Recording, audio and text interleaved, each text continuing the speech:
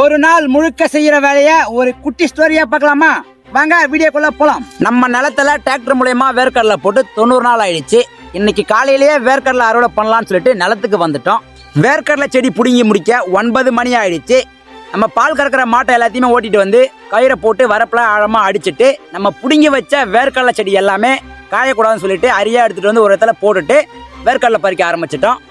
ஒரு கட்டத்துக்கு மேலே வெயில் ரொம்ப அதிகமாக இருக்குது. நம்மளால் வேர்க்கடலையும் பறிக்க முடியல. தலையில் துண்டு போட்டு கூட அதுக்கு மேலே பறித்த வேர்க்கடலை செடி எடுத்து வச்சு பறிக்கிறாங்க. வெயில் ரொம்ப அதிகமாக இருக்குது.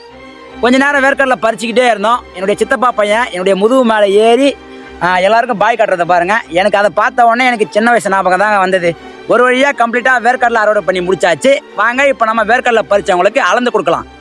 நம்ம ஊரில் 5 அணைக்குடைக்கு ஒரு அணைக்குடை அளந்து கொடுப்போம். இந்த வீடியோ பார்க்குற நீங்கள் எத்தனை அணைக்குடை எடுத்துக்கிட்டு ஒரு அணைக்குடை கொடுப்பீங்கன்னு சொல்லிட்டு மறக்காமல் நம்ம சேனலில் கமெண்ட் பண்ணுங்கள். வேர்க்கடலை பறித்தவங்களுக்கு 6 மணிக்கெல்லாம் கம்ப்ளீட்டாக அளந்து கொடுத்தாச்சு. மூட்டையை தூக்கிட்டு வீட்டுக்கு கிளம்பிட்டோம். விவசாயம் பிடிக்கும்னா திருவண்ணாமலை விவசாய சேனலை சப்ஸ்கிரைப் பண்ணி வச்சுக்கோங்க. சிறப்பாக பண்ணுறோம். அடுத்த வீடியோ சீக்கிரமாக பண்ணுறோம்.